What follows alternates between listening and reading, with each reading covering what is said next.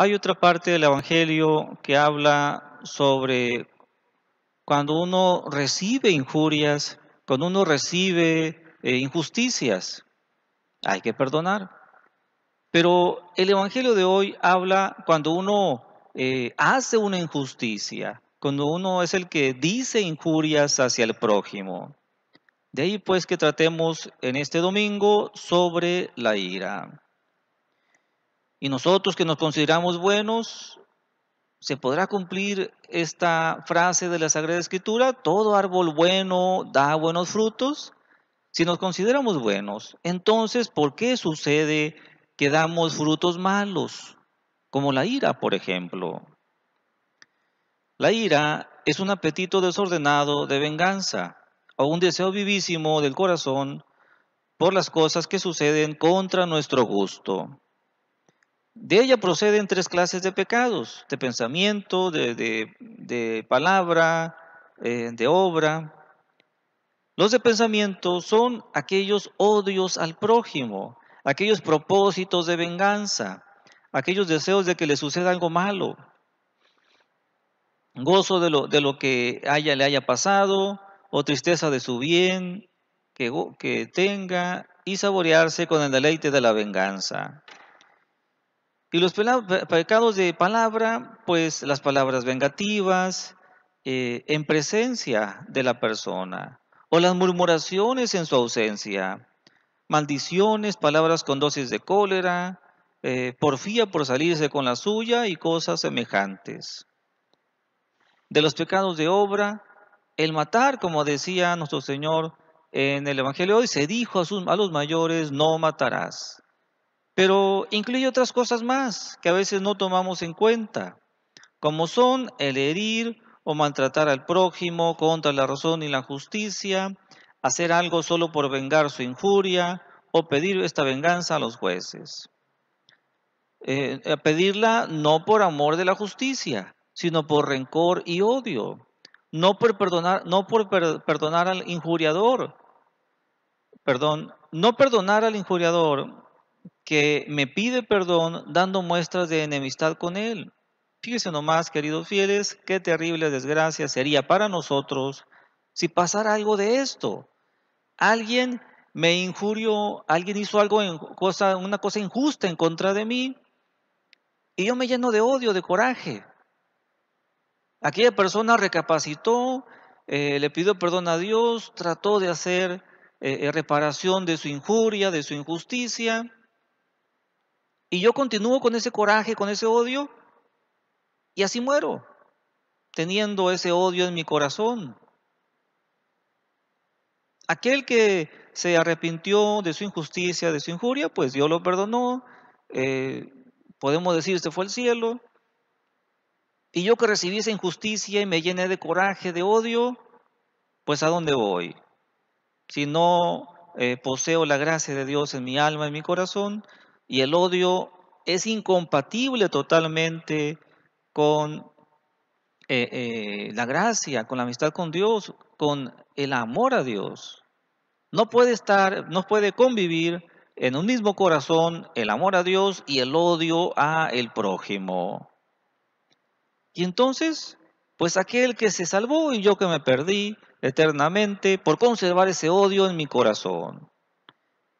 Entonces vean ustedes esa gran importancia de combatir el odio, que cuando apenas va surgiendo en molestia, pues no alimentemos esa molestia, ese mal sentimiento que surge porque alguien nos dijo una cosa que está mal, o porque alguien hizo alguna injusticia contra nosotros. La ira anda junto a la impaciencia por los males que nos suceden contra la salud, contra la honra y bienes materiales. Y así nos entristecemos demasiado por el grande deseo desordenado de librarnos de la enfermedad, de librarnos de la deshonra y de que salgamos perjudicados en los bienes materiales, donde suelen proceder las quejas contra nuestro Señor porque nos afligen, con también la poca conformidad con la voluntad de Dios, con desconfianzas, con tedios de la vida, con deseos impacientes de la muerte, con comportarse de manera áspera e intolerante con los prójimos. Tenemos poca paz con los que están cerca de nosotros y hasta nos enojamos con los objetos materiales. Nos enojamos con la puerta porque no abre, nos enojamos con la llave porque no entra en la cerradura, nos enojamos con el sol porque calienta demasiado en verano, enojamos con el frío porque nos cala hasta los huesos. Consideremos los males y castigos de la ira para que pongamos atención en esto si sufrimos de ella. Destruye la semejanza con Dios. La ira destruye la semejanza con Dios, inquieta la conciencia, cierra la fuente de la divina misericordia, ahoga el espíritu de devoción y los consuelos del Espíritu Santo. Es decir, no nos dejan rezar bien. Había un profeta, no sé si es Eliseo o Elías, que enojado contra Saúl, el rey Saúl, pues le pidieron que hiciera oración y él no podía hacer oración. Mejor le pidió a alguien que tocara un rato el arpa para calmarse, para serenarse, y entonces sí, se puso a hacer oración una vez que ya estaba calmado, ya que se le había pasado ese momento de coraje. La ira no nos deja rezar. Inquieta nuestra conciencia, cierra la fuente de la divina misericordia, ahoga el espíritu de devoción y nos aleja los consuelos del Espíritu Santo. El Espíritu Santo mora en los humildes de corazón y huye de los iracundos en quienes mora el espíritu malo. Algunos llegan a decir, es que yo tengo un carácter fuerte. Es que yo no soy iracundo, sino solamente me enojo a veces.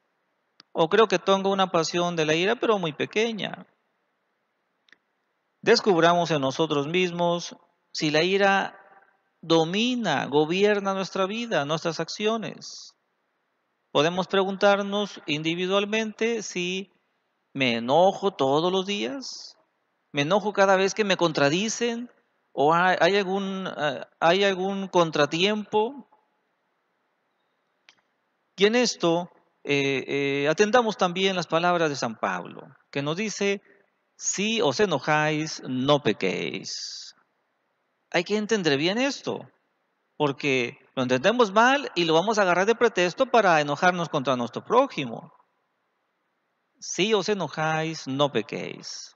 Bien sabe San Pablo que hay algunas cosas que nos van a hacer enojar, pero hay una gran diferencia el de que si alguien hizo algo y nos impacientó, nos enojamos, pero controlamos esa ira, medimos nuestras palabras, entonces, aunque sentimos enojo, no pecamos, porque no nos dejamos llevar de la ira. La ira no nos controló, nosotros controlamos la ira. Así que fuera de nosotros ese pretexto de que, yo soy de carácter fuerte. ¿A qué suena eso? A que es de carácter enojón o explosivo y que no piensa hacer nada para controlarlo. Necesitamos que pase lo que pase, pues no perder los estribos. Porque en la ira, una de las cosas que hace es que ciega nuestro entendimiento y hay personas hasta ni se acuerdan lo que hicieron o todos los insultos que dijeron a su prójimo estando enojados. Así que veamos cuántos metros de altura tiene el monstruo de la ira que vive en nuestro interior. Al preguntarnos individualmente, ¿cuántas veces me enojé en este día? Si fueron muchas, si fueron por cualquier cosa y ya estábamos explotando, pues quiere decir que tenemos muy descontrolada la ira. No la tenemos gobernada, no la tenemos sujeta la ira en nosotros. ¿Cuántas veces me llené de ira en esta semana? ¿Por qué me enojo? ¿Qué hice cuando me enojé? Hay que preguntarnos seriamente esto para analizar qué tanto está dominando en nosotros, en nuestra vida, esta pasión de la ira. Y al considerar pues algunos de los efectos, pues nos ayude a trabajar seriamente para controlarla, para dominarla, si es que traemos problemas con la ira. La ira furiosa es frenesí del alma, dice San Gregorio Magno.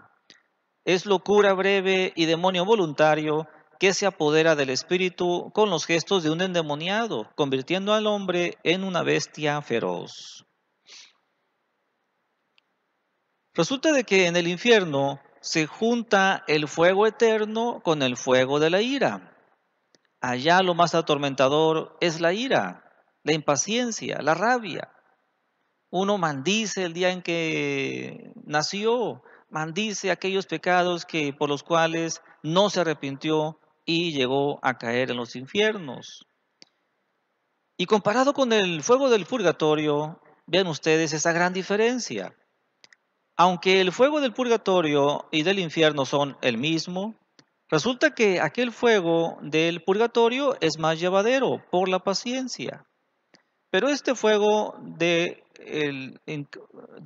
infierno de los condenados es insufrible por la ira de la cual están poseídos. Y así los impacientes e iracundos tienen dos infiernos, uno en esta vida por el poco sufrimiento de los males temporales y otro después con la rabia de los fuegos eternos. Entonces no hay que esperarnos al más allá, a la otra vida, sino que aquí mismo uno llega a sufrir cierto infierno. Uno llega a amargarse la vida y amargársela a los demás cuando está poseído de la ira. Para la perfecta mortificación de este vicio, pongamos en práctica dos propósitos. Uno sea el huir de cualquier movimiento de ira, aunque venga cubierto de justicia y de celo. Cuando alguien se enoja y pues tiene que corregir, tiene que castigar a un subordinado, a algún hijo, pues mejor guarde la calma o déjelo para después que ya esté más calmado, para entonces sí hacer la corrección necesaria. Eh, Hay mamás que dicen, pues yo le pido a Dios mucha paciencia con mis hijos, porque hacen esto, hacen aquello, y no, pierdo la paciencia. Así que Dios mío, dame paciencia con mis hijos. ¿Y qué creen? Dios no le da la paciencia a esa mamá, a ese papá. ¿Por qué? Porque no está pidiendo lo que necesita. Lo que necesita es fortaleza, consejo. Porque si el hijo hizo algo que está mal, ni modo de no decirle nada, ni modo de no corregirlo o castigarlo. Pero hay que saber corregir, hay que saber castigar. Si uno quiere castigar descargando su ira sobre el hijo, eso no es corrección, eso no es castigo. Si uno mide sus palabras, mide la corrección, a pesar de que uno sienta coraje porque hizo algo que está mal, aquel hijo, aquel subordinado, pues cumplirá lo que dice San Pablo. Si se enojáis, no pequéis. Habrá surgido una molestia, algún enojo, pero uno se controló, midió sus palabras, su corrección, y entonces, pues por eso hay que pedir no paciencia, porque hay algo que uno necesita soportar, no. Hay algo que necesita corregir uno, y la paciencia no se requiere para corregir algo que se necesita corregir. Por eso que están equivocados al pedirle a Dios paciencia con los hijos en esos momentos. Cuando haya cosas que no se pueden cambiar, que no se deben de cambiar, pues entonces sí pídanle paciencia. Como es que no podemos hacer que haga menos calor en verano, pues Dios mío, dame paciencia para soportar este verano. Y uno trata de refugiarse en la sombra, prender el aire, algo por el estilo, para que sienta menos el calor. Pero no puede hacer que el sol caliente menos. Así con los hijos, si hay algo que uno ya de plano no puede hacer nada, pídanle paciencia a Dios. Pero muchas veces sí hay cosas que pueden y deben de hacer para corregirlos, para llamarle la atención cuando hagan algo que esté mal. La segunda cosa que podemos hacer es reprimir rápidamente cualquier ímpetu, o sea, movimiento vehemente de ira antes de que crezca y agarre más fuerza. ¿Cuántas veces sin nuestra culpa empezamos a sentir coraje? Pero ahora sí, con nuestra culpa empezamos a alimentar ese mal sentimiento y se genera ese resentimiento, ese coraje, esa ira. Entonces, no estemos alimentando el odio, sino que reprimamos rápidamente cualquier ímpetu de ira antes de que crezca y de que agarre fuerza. Bien lo dice la Sagrada Escritura, de una centella se levanta un gran fuego, y al principio es cosa fácil apagarle, y se apagará si reprimimos esas palabras y esas señales exteriores de ira. Que Dios nuestro Señor y la Santísima Virgen María nos ayuden pues a cumplir estos santos propósitos. Así sea. En nombre del Padre, y del Hijo, y del Espíritu Santo. Amén.